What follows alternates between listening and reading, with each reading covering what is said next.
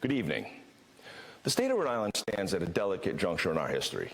We face many challenges as we move forward. Last year's budget was $14 billion, and based on the annual budget growth prior to COVID, we should be at around $11.5 billion this year. We must hold the line, and we must be looking for places to cut spending. This evening, I'm going to talk about some of the challenges as we face as Rhode Islanders. It's not negative to talk about struggles our state has, and ignoring them certainly won't make them go away. We have to accept that these challenges exist and that we must work together to find solutions to reverse the course we're on. Rhode Island's energy policy is flawed.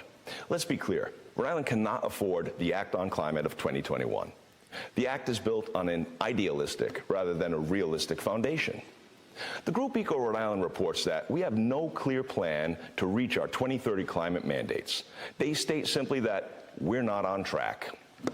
Over the past 12 years, electricity costs have risen 46% for residents and 24% for businesses. Electric vehicle sales have stalled, peaking nationally at 1%. Ford, GM, and even Tesla are scrubbing plans for new production facilities across North America. Regional wind projects are also being canceled due to the high cost of the energy they'll provide, along with the negative impact on the ocean's wildlife and its delicate ecology. We need to rewrite the Act on Climate, and it must protect our commercial fishing industry, our forested lands, and prevent bankrupting Rhode Islanders by forcing them to electrify every aspect of their lives at the most expensive economic time to do so. Republicans call for a more measured approach, using a sound, proven implementation, just as other U.S. states have done. We want to reactivate the Ratepayer Advisory Board, enabling more public input on proposed rate hikes, and we must also restore power to the Public Utilities Commission to review our renewable energy supply and costs. And we're obligated to protect Rhode Island consumers entering in the current solar market. Rhode Island's healthcare system is sadly collapsing. We're hemorrhaging practitioners of every discipline, from specialists to support physicians. The Office of Healthcare Insurance Commissioner states that the primary care crisis is going to get much worse without major changes to insurance guidelines and regulatory reforms. Further, providers are retiring at an ever-increasing rate or fleeing our state altogether, while most graduates are not even looking for healthcare jobs here in Rhode Island. The loss of these vital professionals has been widely attributed to burnout, student debt, low Medicaid reimbursement rates, and outdated employee mandates. Rhode Islanders see the effects of these things every day. Wait times in our emergency rooms have grown by 600% over the past 7 years, ranking us at 49th in the U.S. Nursing homes continue to close due to the massive staffing shortages and costly state mandates. We have a mental health crisis in Rhode Island at the same time we're losing providers. We're also forced to send Rhode Island children as far away as Oklahoma and Arkansas for mental health care, and this is unacceptable. Everything I've just described is the very definition of a collapse. Republicans call for a long overdue adjustment to our Medicaid reimbursement rate to keep pace with our neighboring states. Some of our other solutions include the Community-Based Healthcare Act, which will help to retain medical graduates in Rhode Island. And we also want to reinstitute access to telemedicine across state lines. Our residents are being poorly served in these critical areas, and it cannot continue. Rhode Island's infrastructure, as we all know, is also crumbling. For decades, our roads and bridges have been rated among the worst in the nation. And while Rhode Islanders pay among the highest fees for road maintenance through our gas tax, we still don't see adequate maintenance of our infrastructure. The near disaster of the I-195 bridge is a reminder of the negative impact these failures have had on commerce, education, healthcare delivery, and the lives of everyday commuters.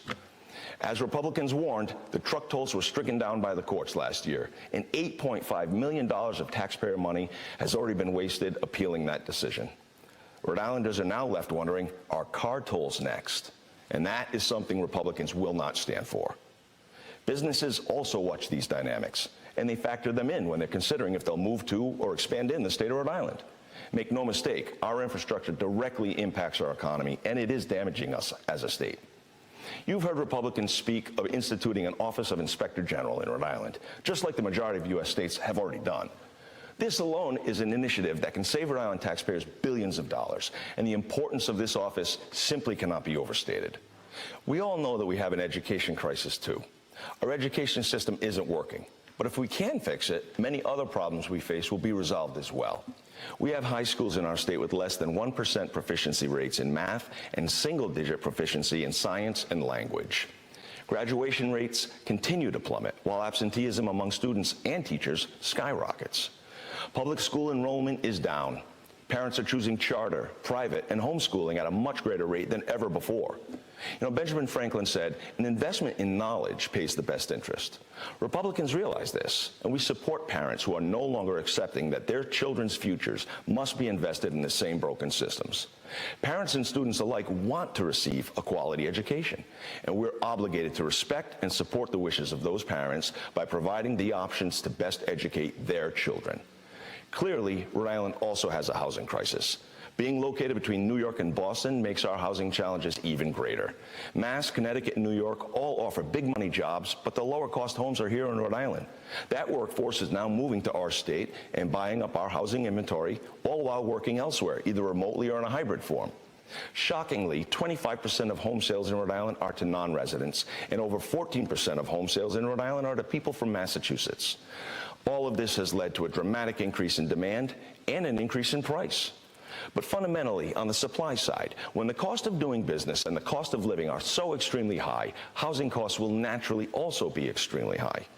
One housing expert reviewing Rhode Island observed that a state like ours could achieve our goals with one housing authority, and he was astounded to learn that we had 26 in Rhode Island. This does not create efficiency or affordability. So how did Rhode Island respond? The state then created the cabinet-level Office of Housing with its own massive budget and staff, which continues to grow. This isn't creating efficiencies that lower costs. It's creating bureaucracies that increase costs. High interest, high costs, and low inventory have all resulted in the death of the starter home for Rhode Island residents. Republicans believe that while we continue to invest in housing, we must invest wisely. It's imperative that we stop growing the size of government while at the same time hoping we'll be lowering prices. That is simply not how economics works. And most importantly, the state either needs to respect our towns and let them govern themselves or fully fund the overbearing mandates we continue to foist upon our municipalities. Otherwise, the local taxpayers will be stuck with that bill, and we simply cannot afford it. Rhode Island has had an ongoing struggle creating jobs and growing our economy. I've already spoken about the dynamic we face being between New York and Boston, and that dynamic plays a major role in our poor economic performance as a state. Rhode Island loses 63% of our college graduates to states with better economies and more housing opportunities. Our own Department of Labor and Training cites that since 2010, our population has decreased in every age group under 45, while at the same time we've seen a 69% increase in folks between the ages of 65 and 84. The U.S. Bureau of Labor and Statistics also reports that Rhode Island is the only state to have a net loss in salary amounts in 2023. These demographic and salary trends do not bode well for a prosperous Rhode Island, and we must turn that around. Republicans will continue to advocate for policies that make doing business in Rhode Island less burdensome and less expensive.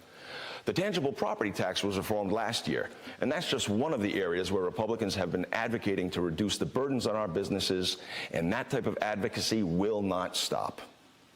In conclusion, Rhode Island truly is one of the most special places in the world. And as the smallest state, we possess the agility to excel beyond all expectations. It's time to dream bigger and execute smarter. Rhode Island Republicans envision a future where we lead by reducing dependency on government, properly supporting education, and empowering our citizens to create prosperity. These things are possible with earnest commitments, and we call upon our colleagues in government to join us in this vision for Rhode Island. Working together, we can foster a prosperous and promising future for all. Thank you, God bless you, and good night.